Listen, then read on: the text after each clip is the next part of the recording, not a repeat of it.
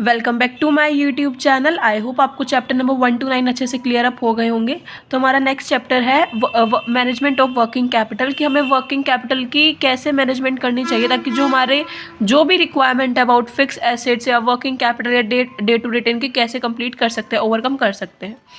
So let's we start. सबसे पहले working capital management एक इंपॉर्टेंट एक्सपेक्ट है हमारी फाइनेंशियल मैनेजमेंट का। मनी की रिक्वायरमेंट पड़ती है हमारी फिक्स एसेट्स के लिए एंड वर्किंग कैपिटल के लिए। फिक्स एसेट इंक्लूड करते हैं land and building, plant and machinery, furniture and fittings. Fix asset हमारी रिटेन अर्निंग होती है क्योंकि वो लॉन्ग टाइम पीरियड के लिए चलती हैं, साथ ही साथ हमें रिटर्न्स भी देती है over the life of such asset. Working capital एक ऐसी रिक्वायरमेंट है, एक एफिशिएंट और इफेक्टिव यूज़ है हमारी फिक्स एसेट्स के लिए, जिसका ऑब्जेक्टिव है कि वो हमारी मैनेजमेंट को डिटरमाइन कर सके और ऑप्टिमम अमाउंट हो हमारी वर्किंग कैपिटल की रिक्वायरमेंट होती है। वर्किंग कैपिटल दो कंसेप्ट के अंदर डिवाइडेड है, gross working capital concept and net working capital concept. जो हमारी ग्रोस वर्किंग कैपिटल है उसका मतलब है कि total value of current asset. जो ग्रोस वर्किंग कैपिटल वो इक्वल है हमारी टोटल करंट एसेट से। और साथ ही साथ ये भी कह सकते हैं any acquisition of funds which increases the current assets increasing the working capital for they are and the same. कुछ एक्नॉलेजमेंट है, देखिए वर्किंग कैपिटल की एज ग्रोस वर्किंग कैपिटल। जो जस्ट फिक्स एसेट हम कंसिडर करते हैं वो सिंबल होती है हमारी फिक्स एसेट्स का, और जो करंट एसेट्स हैं वो कंसिडर करती हैं सिंबल ऑफ वर्किंग कैपिटल का। जो भी एक्विजिशन होती है फंड्स की जो हमारी वर्किंग कैपिटल को इंक्रीज़ कर देती हैं, तो स्टेटमेंट प्रूव करती है कि जो हमारा कंसेप्ट है इट इज़ नॉट होल्ड की true according to the second concept. बहुत सारे मैनेजर्स प्लान करते हैं अपने बिजनेस के ऑपरेशंस को according to current asset concept, पर जो भी एसेट होते हैं हम उसको day to day business operations में यूज़ करते हैं। जो हमारी करंट एसेट्स हैं वो रिमेन सेम रहती हैं from the long term loans and short term loans के लिए भी, बट जो टोटल अमाउंट करंट एसेट्स की होती है वो हम उसको working capital as a treat करते हैं। Now net working capital concept, जो हमारी वर्थ होते हैं, मतलब जो भी एक्सेस होगा current asset over current liabilities उसको हम नेट वर्किंग कैपिटल लेंगे। मतलब करंट एसेट्स में से हमारी करंट लाइबिलिटीज़ को लेस करके जो अमाउंट आएगी वो हमारी नेट वर्किंग कैपिटल होगी। डेफिनेशन दी हुई है, it has ordinarily been defined the excess current asset over current liabilities, या फिर कॉमन यही डेफिनेशन है, net working capital is the difference of firm current asset and current liabilities. कुछ favouritism दिए हुए हैं, जो भी कंसेप्ट है वो ट्रू इन्फॉर्मेशन पे बेस्ड होता है, लिक्विडिटी पे। फर्स्ट कंसेप्ट यही था कि जो भी वर्किंग कैपिटल इंक्रीज होगा वो शॉर्ट टर्म को लोन से लेके होगा, या फिर यही होगा कि कोई भी अनचेंज रिमेन आएगा डूइंग सो। तो जो मोर लॉजिकल है वही यही है कि वर्किंग कैपिटल इंक्रीज करते हैं only by plugging back of profits, या फिर जब हम लॉन्ग टर्म लोन्स को ऑब्टेन कर लेते हैं। Excess of current asset over current liabilities also indicate कि जो भी हम करंट लाइबिलिटीज़ को मीट करते हैं, जब हम फॉल कर देते हैं, मतलब हमारी कुछ हो जाती हैं, तो इस फैक्ट को वो डिस्क्लोज नहीं कर सकते। It is on the basis of this concept कि जो शॉर्ट टर्म लैंडर्स होते हैं, बैंकर्स होते हैं, वो भी कैलकुलेट करते हैं सेफ्टी से कि जो भी हमारा टाइम पेमेंट और डिबेंचर का वो टाइम पे ही हो। जो भी एक्सेस अमाउंट आती है हमारी current asset over current liability वो डिटरमाइन करते हैं वेदर और नॉट, बट हमें उसको डिप्रेशन को फेस करना पड़ता है पूरी एबली, तो हमें कंटिजेंट नीड की भी बहुत जरूरत पड़ती रहती है ऑन बिजनेस में। अकॉर्डिंग टू दिस कंसेप्ट हमें ये देखना पड़ता है कि जो फाइनेंशियल पोजीशन है टू फर्म्स की वो करंट एसेट से इक्वल होनी चाहिए। तो हमने अभी डिस्कस किया कि हमारी नेट वर्किंग कैपिटल है वो एक्सेस ओवर द कैपिटल्स हैं, और current assets are equal to the current liabilities भी, जब net working capital will be zero. अगर current liability are more than current asset, तो देन जो नेट वर्किंग कैपिटल होगी वो हमारी नेगेटिव होगी। तो करंट एसेट्स वही होती हैं जो हम जिनको कैश में कन्वर्ट कर सकते हैं शॉर्ट पीरियड ऑफ टाइम में, like not more than 1 year, like cash, bank balances, debtor, BR, stock and accrued income. Current liabilities वो होती हैं जिनको हम पेड कर सके विद नो मोर, मतलब 1 साल से ज़्यादा से, मतलब अंदर ही अंदर पे कर दे, like creditors, BP, outstanding expenses and short term loans. इसी के रिगार्डिंग आपका इलस्ट्रेशन 1 है और 2 है, आप इसे खुद करना, आपको पता होना चाहिए आपकी करंट एसेट्स क्या हैं, करंट लाइबिलिटीज़ क्या हैं, और उससे आप gross and net working capital find out कर सकते हैं। Now type of working capital on the basis of concept आप इसे पढ़ चुके हैं, gross working capital and net working capital. On the basis of need, permanent and temporary. सबसे पहले नीड, जो हमारी फिक्स एसेट है वो ऑलमोस्ट हमारी बिजनेस की रिक्वायरमेंट होती है फॉर वर्किंग कैपिटल, क्योंकि जो वर्किंग कैपिटल की है वो डिफरेंट डिफरेंट होती है हर एक बिजनेस में। जो वर्किंग कैपिटल है हमारे डे टू डे बिजनेस की एक्टिविटीज़ को रन करने के लिए जरूरत पड़ती है। जब बिजनेस स्टार्ट होता है तो वर्किंग कैपिटल की नीड होती है ताकि हम रॉ मटेरियल परचेज कर सके, उसको फिनिश गुड्स में कन्वर्ट कर सके। एडिशनल कॉस्ट लगते हैं उनको इनकर्ड करने में। जब गुड्स सोल होते हैं, अगर सेल्स गुड कैश में कन्वर्ट ना हो तो हमें और क्रेडिट सेल्स इनवेरिएबल करने के लिए, तो हमें वहाँ पे टाइम लैग करने के लिए हमें गुड्स को सेल करना पड़ता है और उसको कैश में रिसिप्ट करना होता है। तो इन सारे एक्सपेंसेस जो इनकर्ड होते हैं कॉन्टिन्यूस बिजनेस ऑपरेशन में, उस पर्पस के लिए हमें वर्किंग कैपिटल की नीड पड़ती है। एक सफिशिएंट वर्किंग कैपिटल की तभी नीड पड़ती है जब हमें रॉ मटेरियल को परचेज करना हो और रियलाइजेशन करना हो कि हमें कैश की नीड है, और जब टाइम पीरियड आता है कि हम रॉ मटेरियल को फिनिश गुड्स में कन्वर्ट करें तो तभी हमें कैश की जरूरत पड़ती है। उसको हम ऑपरेटिंग साइकिल या कैश साइकिल भी बोल सकते हैं। जब हमें वर्किंग कैपिटल की नीड पड़ती है तो उसके बेसिस पे हम अपने ऑपरेटिंग साइकिल को एक्सप्लेन भी कर सकते हैं। और ऑपरेटिंग साइकिल 5 फ्रेजेस इंक्लूड करती हैं, फिगर आउट में दिया हुआ है। सबसे पहले कैश आया, कैश से हमने रॉ मटेरियल खरीदा, फिर हमने उसको वर्क इन प्रोग्रेस में लाया, मतलब उसका अंदर प्रोसेसिंग हुई, फिर उस प्रोग्रेस से हमारा फिनिश गुड बना, फिर हमने उनको बेचा, मतलब ट्रेड रिसीव हुआ, फिर से हमें कैश की जरूरत हुई, फिर हमने, तो इस तरह से वो आपके नेट एक मतलब साइकिल से चलती रहती है जिसकी हमें जरूरत पड़ती रहती है। वही 5 पॉइंट है। सबसे पहले कैश को रॉ मटेरियल में कन्वर्ट करना, रॉ मटेरियल को वर्क इन प्रोग्रेस में, work in progress finish goods में, फिनिश गुड्स को टीआर में मतलब क्रेडिट सेल्स पे, और ट्रेड रिसीव को फिर कैश में, और फिर रियलाइज करना हमें कैश की जरूरत है। ये सारी ऑपरेटिंग साइकिल आपकी कैश स्टार्ट होती है और कैश पे ही ख़त्म होती है, फिर से कैश पे ही स्टार्ट होती है। जो वर्किंग कैपिटल डिपेंड करते हैं हमारी ऑपरेटिंग साइकिल के पीरियड पे, और हमें बहुत ही ज़्यादा वर्किंग कैपिटल की नीड है। जब हमारा ऑपरेटिंग साइकिल का पीरियड मैन्युफैक्चर करता है तो हमें बहुत ज़्यादा टाइम लगता है उस ट्रेड साइकिल को ऑपरेट करने में और उसकी यूनिट कैश को डायरेक्टली फिनिश गुड में कन्वर्ट करने के लिए। क्योंकि जो ऑपरेटिंग साइकिल है वो टाइम लेती है, तो हमें वर्किंग कैपिटल की नीड पड़ती है as in the form of current asset. तो फर्म को इतना ध्यान रखना कि बस एडिक्वेट स्टॉक हो रॉ मटेरियल, ताकि उसका जो रिस्क है वो कम हो सके non availability of raw material का। साथ ही साथ उसको ये भी एडिक्वेट स्टॉक होना चाहिए फिनिश गुड का, ताकि वो मार्केट की डिमांड को मीट कर सके और कॉन्टिन्यूसली बनाए रखे, ताकि आउट ऑफ स्टॉक उसको अवॉइड करना पड़े। जब वो अपने फिनिश गुड्स को सेल कर रहा है क्रेडिट पे, कंपटीशन की नेसेसिटी ज़्यादा बढ़ रही है, तो उसको मनी अपना टाई अप करना पड़ेगा डेटर से और अपने बीआर से, और इसके एडिशन में उसको कैश को पे करना पड़ेगा उसके मैन्युफैक्चरिंग एक्सपेंस, ताकि उसकी कंटिजेंसी को भी वो मीट कर सके। ना टाइप्स ऑफ वर्किंग कैपिटल, जो वर्किंग कैपिटल है बिजनेस में डिफरेंट नीड पड़ती है ऑपरेटिंग साइकिल में, जैसे कि हमने पढ़ा। ऑपरेटिंग साइकिल का कोई एंड नहीं है, वो सिर्फ उसको कंप्लीट करने के बाद फिर से वो स्टार्ट हो जाए, कॉन्टिन्यूस प्रोसेस है। उसको रिमेन कॉन्टिन्यूस रहने के लिए सप्लाई ऑफ वर्किंग कैपिटल, हमें अमाउंट ऑफ वर्किंग कैपिटल की रिक्वायर्ड पड़ती है, ना कि कॉन्स्टेंटली रिक्वायरमेंट पड़ती है continuous throughout the year, क्योंकि वो फ्लक्चुएट होती रहती है। On the basis of concept there are 2 type, permanent and temporary. सबसे पहले परमानेंट, जो नीड वर्किंग कैपिटल की करंट एसेट की फ्लक्चुएशन टाइम पे होती है, तो हमें डे टू डे ऑपरेशंस के लिए ऑब्स्टेकल्स को फेस करने के लिए certain minimum level of raw material, work in progress, finish goods और कैश मेंटेन करना पड़ेगा कॉन्टिन्यूस बेसिस के लिए। जो अमाउंट हमें नीड है अपने करंट एसेट्स को मेंटेन करने के मिनिमम लेवल को करने के लिए, उसको हम परमानेंट और रेगुलर वर्किंग कैपिटल कहते हैं। जो अमाउंट इन्वॉल्व करते हैं हमारी परमानेंट वर्किंग कैपिटल में, उसको हम long term source of finance बोलते हैं, like capital, debenture, long term loans. Now temporary variable working capital, जो हमारी अमाउंट ओवर या above the permanent level of working, हम उसको टेम्परेरी, फ्लक्चुएटिंग और वेरिएबल वर्किंग कैपिटल कहते हैं।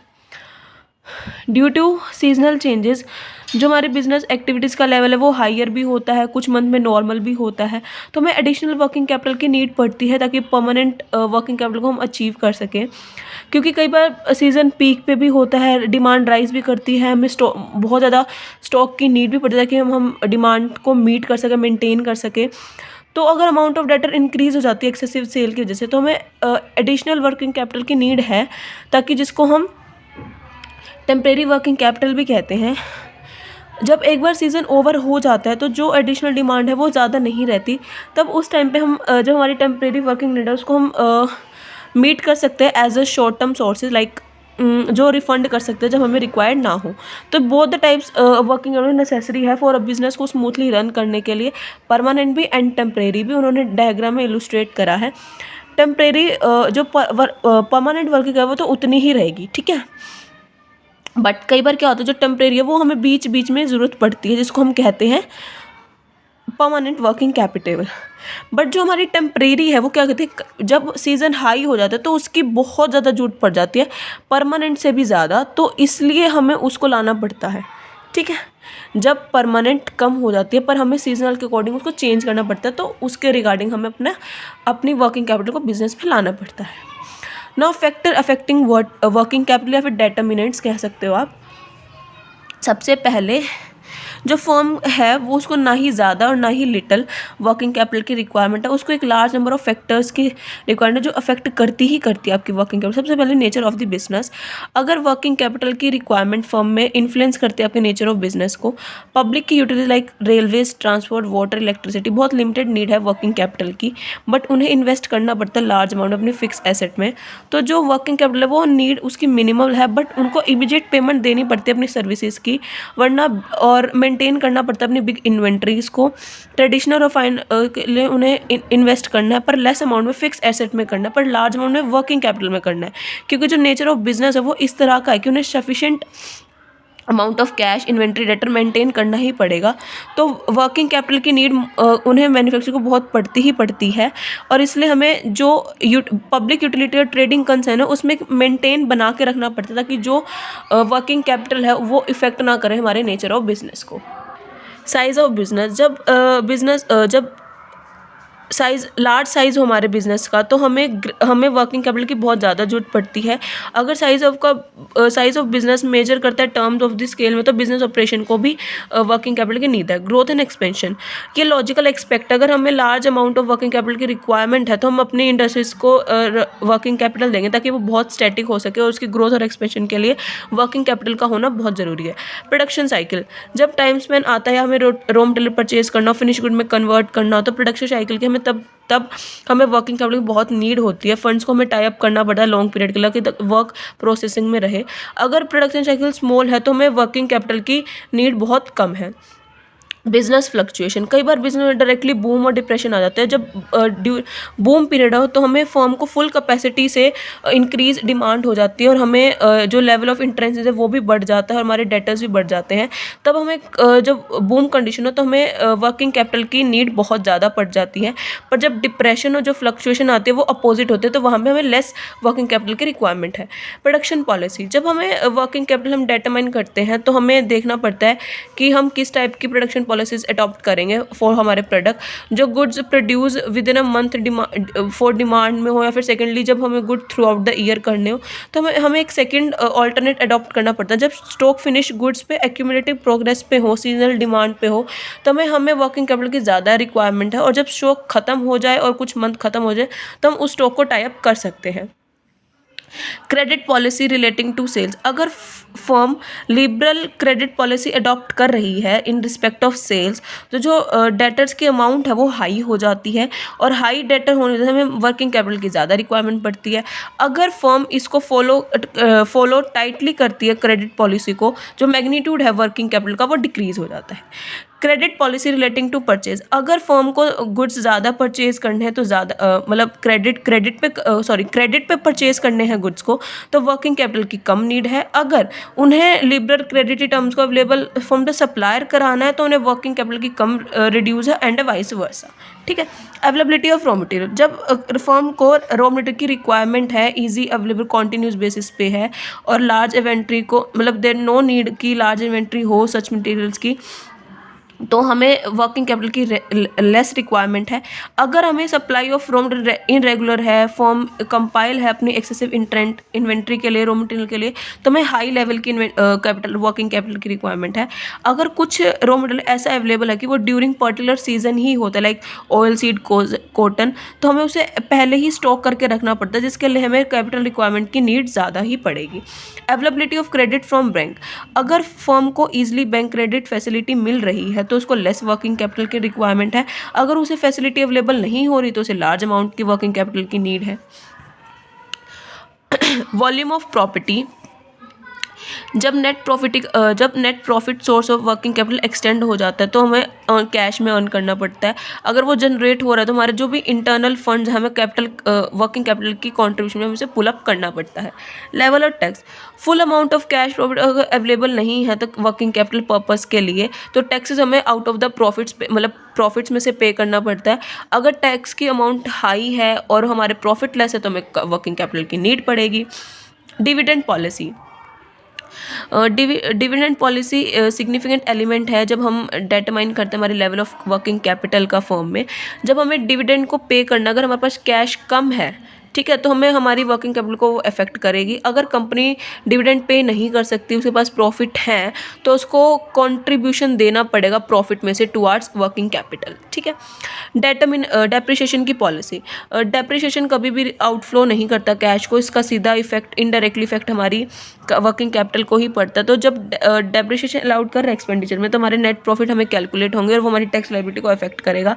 अगर हायर रेट्स है हमारे डेप्रिसिएशन के तो वो हमारे प्रॉफिट्स को रिड्यूस करेगा और हमारी टैक्स लायबिलिटी को रिड्यूस करेगा। अगर डेप्रिसिएशन हाई है मीन्स हमारे जो प्रॉफिट है वो लोवरली डिस्पोज हो जाएंगे और जो लोअर डिविडेंड पेमेंट होगी, इसलिए हमारा जो रिस्ट्रिक्ट है वो आउट गो कैश में से ही होगा। प्राइस लेवल चेंजेस, अगर चेंज इन प्राइस लेवल होता है वो हमारी वर्किंग कैपिटल को इफेक्ट करेगा। अगर प्राइस राइज होता है तो हमें फंड्स की ज़्यादा रिक्वायरमेंट है कि हम मेंटेन कर सकें existing level of production. Efficiency of management, जो हमारी एफिशिएंसी ऑफ मैनेजमेंट एक सिग्निफिकेंट फैक्टर है जो डिटरमाइन करता है हमारे लेवल ऑफ वर्किंग कैपिटल को। अगर मैनेजमेंट रिड्यूस कर रही है need of working capital by effective utilization of resources, तो हमें एक्सीलरेट करना चाहिए। जो साइकिल है और जो अमाउंट है वर्किंग कैपिटल की वो again and very quickly complete हो रही है। Day to day activities mean sufficient working capital. Adequate working capital का मतलब क्या है कि जो हमें रिक्वायरमेंट पड़ती है एक बिजनेस को स्मूथली कंडक्ट करने के लिए, उसके क्या क्या एडवांटेजेस हैं।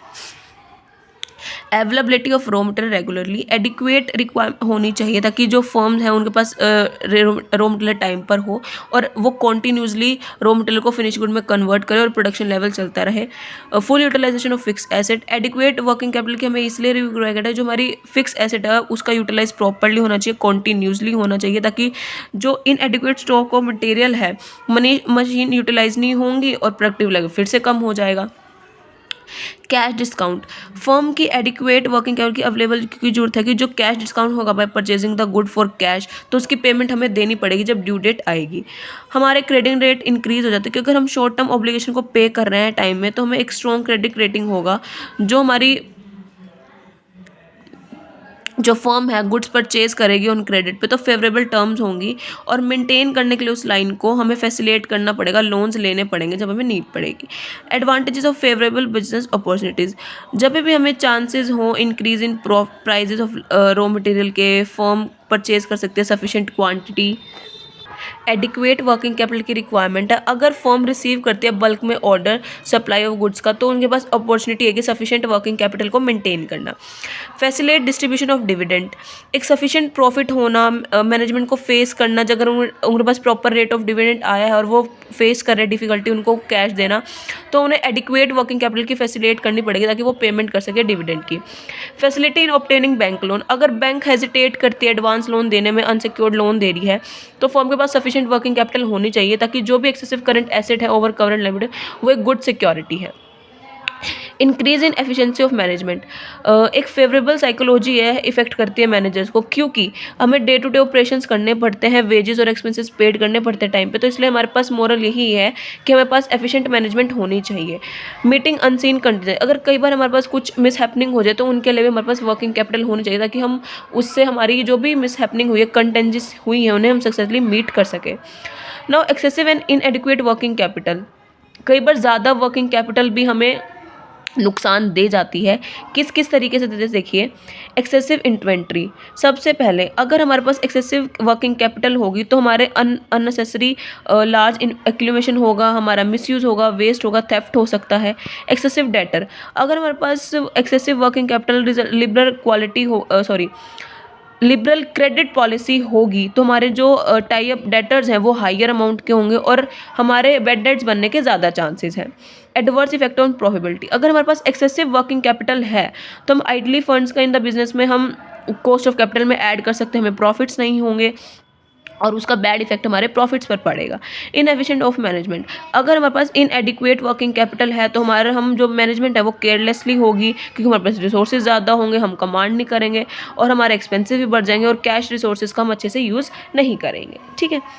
नाउ इनएडिक्वेट के disadvantage, difficulty in availability of raw material, कई बार इनएडिक्वेटी ऑफ होने से हमारे जो नॉन पेमेंट क्रेडिट्स है वो टाइम पे नहीं पे करते और एज अ रिजल्ट जो क्रेडिट परचेज ऑफ गुड्स होगी वो फेवरेबल टर्म्स में होगी और हमारी डिफिकल्टी इंक्रीज करेगी, तो फर्म को कैश डिस्काउंट अवेल नहीं करना चाहिए।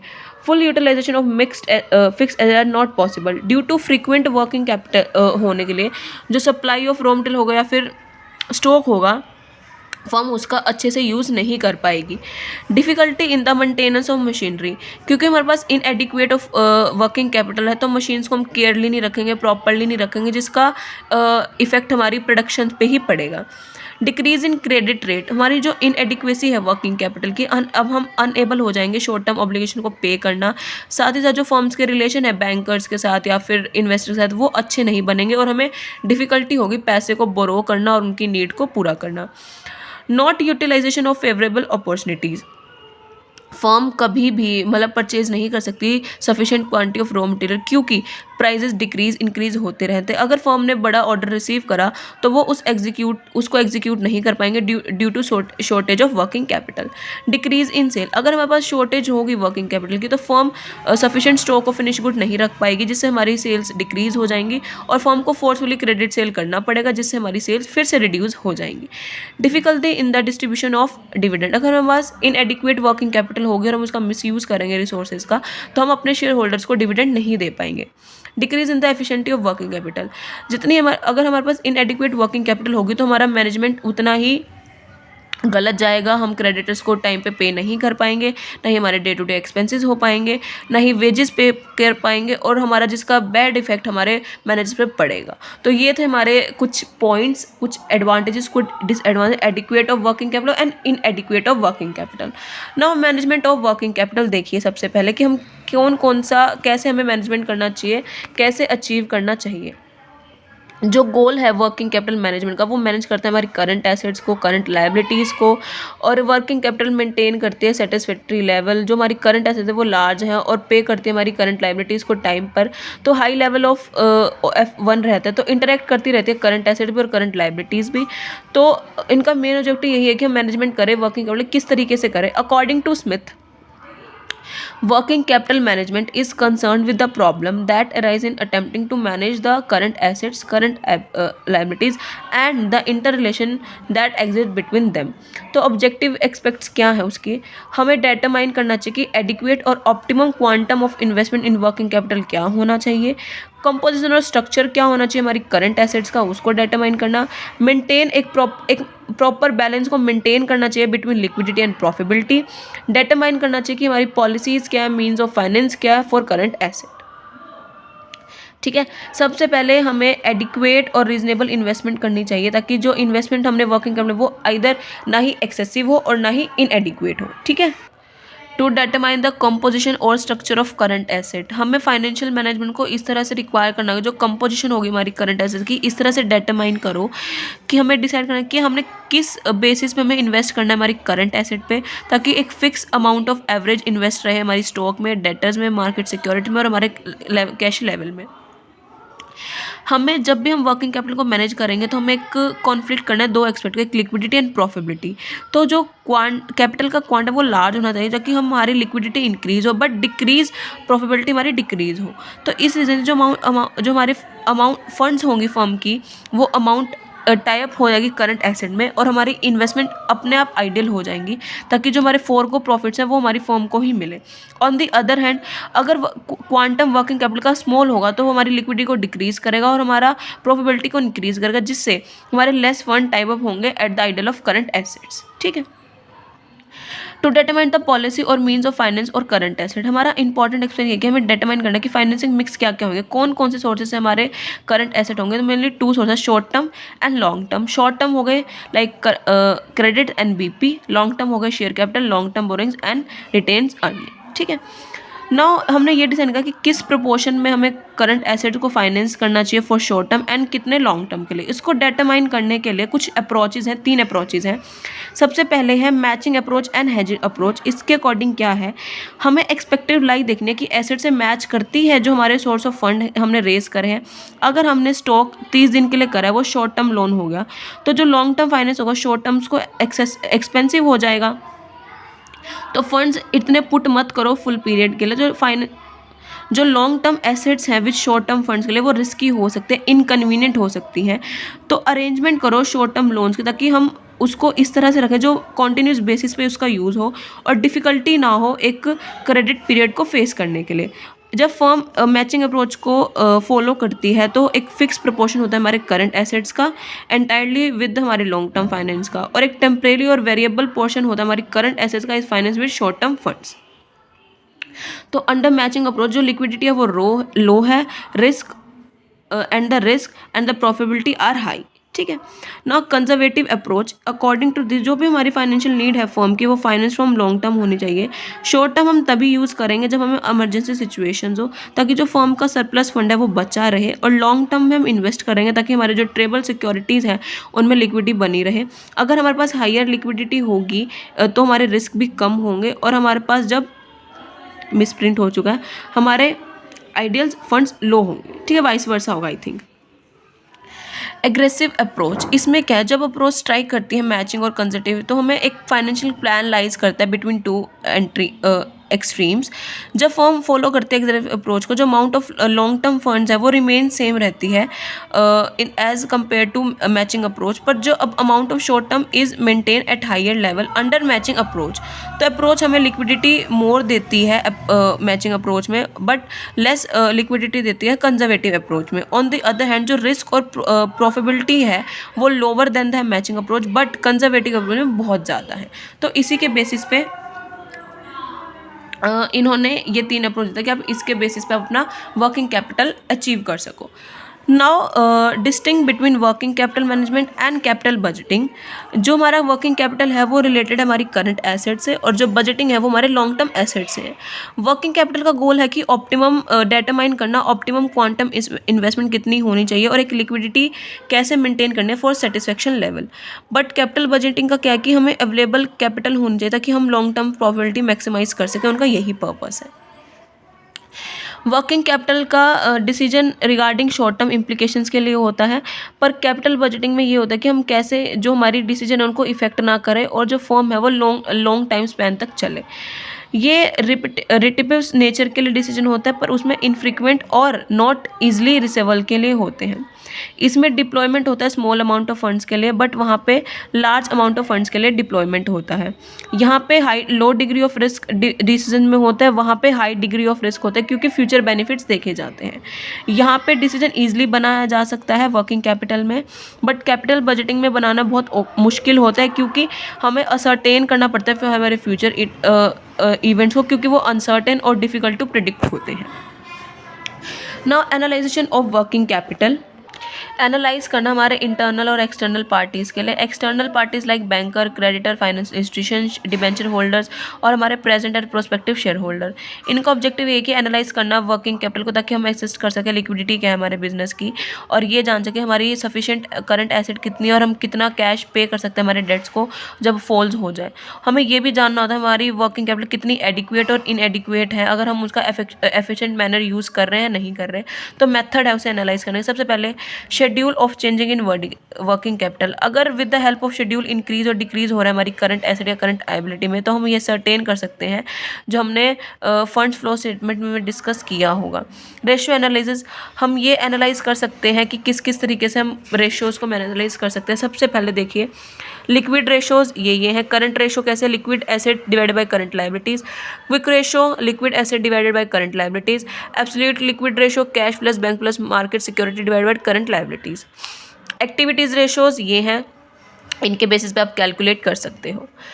नाउ फंड्स फ्लो स्टेटमेंट, जो ये स्टेटमेंट रिवील्स करते हैं कि हमारे पास कितना सोर्स है फंड्स को ऑब्टेन करने का और उनको यूज़ करने का। With the help of this statement हम रीज़न लगा सकते हैं कि कितना इंक्रीज़ और डिक्रीज़ हो रहा है हमारी वर्किंग कैपिटल को एनालाइज करने का। ये हमने फंड्स फ्लो स्टेटमेंट में डिस्कस किया है।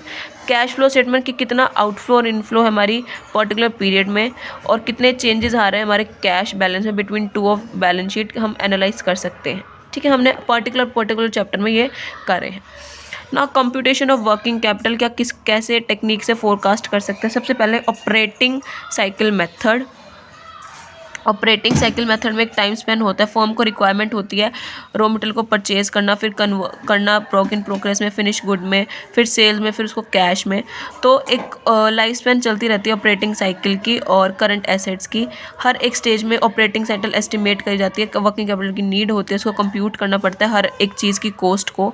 तो फॉलोइंग फैक्टर्स कंसिडर करे जाते हैं forecasting of working capital requirement के, जब हम ऑपरेटिंग साइकिल कर रहे हैं, कि कॉस्ट ऑफ रॉ मटेरियल कितनी है, वेजेस और ओवरहेड्स कितने हैं, पीरियड कितना लग रहा है ड्यूरिंग रॉ मटेरियल को रिमेन स्टोर रहने में और इशूड करने में प्रोडक्शन लेवल पे, प्रोडक्शन साइकिल का पीरियड क्या है, फिनिश्ड गुड्स का स्टोर कितने और बिफोर से पहले उसका कितना पीरियड है, पीरियड्स जो क्रेडिट अलाउड टू डेटर्स कितना है और period of credit allowed by suppliers कितना है, टाइम लाइक कितना है पेमेंट ऑफ वेजेस और ओवरहेड में, मिनिमम कैश बैलेंस कितना रिक्वायर्ड है मेंटेन करने में, और सर्टेन परसेंटेज कंसेंट्री को हम ऐड कर सके तो कितनी वर्किंग कैपिटल की रिक्वायरमेंट है।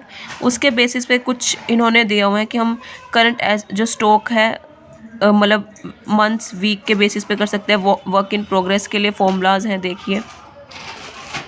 स्टॉक ऑफ फिनिश गुड्स के लिए debtors, cash and bank and balances, सब के लिए पर्टिकुलर फॉर्मूलाज दिए हुए हैं। ठीक है, now forecasting of current asset and current liabilities method. According to this हम एस्टिमेट करेंगे करंट एसेट और करंट लाइबिलिटीज फैक्टर बेसिस पे, like past experience, credit policy, stock policies and payment policies of the previous year.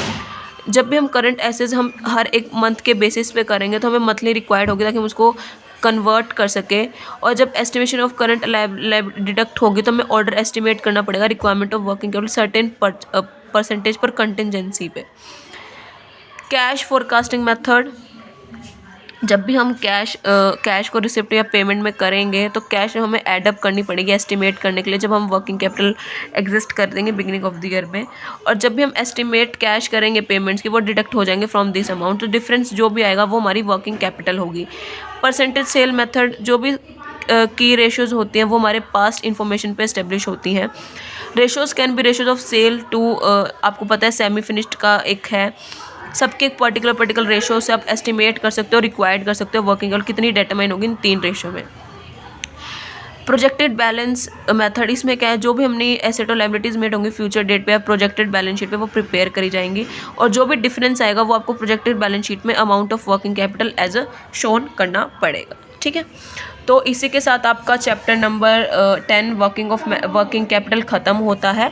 I hope आपको अच्छे से clear up होगा। मैंने सारी थ्योरी कंप्लीट करा दी है और न्यूमेरिकल मैं देखती हूँ, ट्राई करती हूँ मैं आपको कल तक करा दूँ, अदरवाइज़ थ्योरी आप कर लेना। थ्योरी 101% 15 मार्क्स के लिए आपके 101% आएगी, और थ्योरी बेस से मैंने हर एक पॉइंट को अच्छे से क्लियर अप कर दिया है। आई होप आपको ये वीडियो अच्छे से क्लियर अप हो जाएगी।